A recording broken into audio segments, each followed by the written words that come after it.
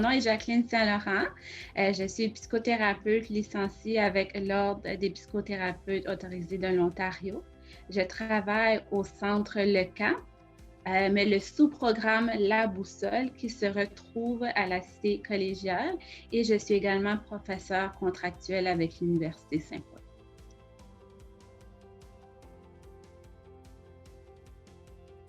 Alors, pour les types d'interventions, ce qu'on propose aux intervenantes qui veulent travailler avec les personnes issues de la diversité, avec les étudiants internationaux, par exemple, c'est d'avoir des approches humanistes, d'utiliser une approche humaniste qui est très humaine, qui est très en relation avec l'autre. Puis aussi, essayer de développer des interventions qui vont être culturellement adaptées avec le parcours, avec la culture de l'étudiant. Alors ici, je parle un peu d'approche antiraciste, hein, puis que les intervenants mettent vraiment leurs lunettes culturelles pour être capables de bien saisir la problématique et avoir les bons termes pour justement aider les étudiants internationaux parce que le langage va être différent. Alors, les intervenants doivent ajuster leur langage pour que l'étudiant international comprenne bien sa problématique.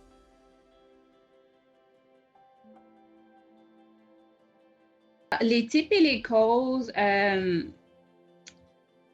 il en existe plusieurs et ils sont interconnectés. Okay. Chez les étudiants internationaux, on peut voir tel que le processus migratoire, les perceptions de l'autre, la perception de soi quand les étudiants internationaux arrivent dans un nouveau pays. Alors ici, on parle du stress de l'acculturation.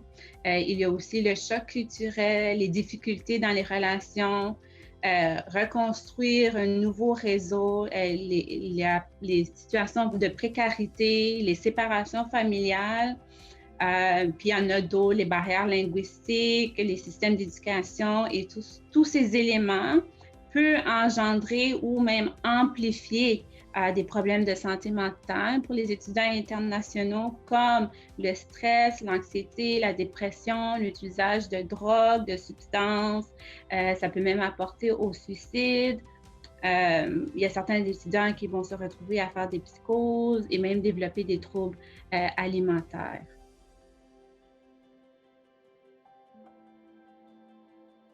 Ici, c'est difficile d'avoir une réponse très précise parce que chaque personne va vivre leur situation de santé mentale et même des situations difficiles différemment, dépendamment votre réseau de soutien, dépendamment votre perception et votre compréhension de la problématique, dépendamment de votre niveau de résilience. Et dépendamment aussi ce que vous comprenez. Alors, il y a des étudiants qui vont vivre dans l'isolement, il y a des étudiants qui vont se sentir honteux, il y a des étudiants qui peuvent se sentir coupables d'avoir autant de difficultés. Alors, encore là, ça va vraiment dépendre de plusieurs facteurs et chaque personne est différente, chaque personne a sa personnalité. Aussi, ça va dépendre de l'éducation qu'ils ont par rapport aux problèmes de santé mentale, c'est quoi les symptômes, ça ressemble à quoi pour eux.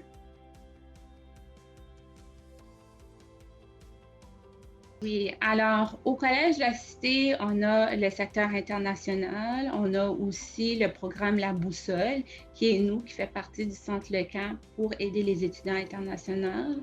On a aussi le Grand Cap, qui est anciennement qui était appelé le Centre psychosocial, qui est un organisme francophone. On dessert les enfants, les familles, les adolescents et les adultes. Okay. Il y a aussi le ACB Mental Health, okay, qui est spécifiquement pour les personnes noires. On a aussi Somerset West Community Health Center. C'est encore pour les personnes noires aussi, mais c'est plus côté anglophone. On a le CCI, alors le Centre catholique pour immigrants.